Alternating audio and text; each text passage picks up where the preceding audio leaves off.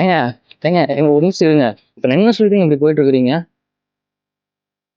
தப்புதான். உங்க வீட்டுல வந்து உங்களை காப்பாத்துறது நல்லவன்டா போதுமா? ஏங்க ஒரு நிமிஷம் இருங்க. நான் என்னதான் பண்ணட்டும்?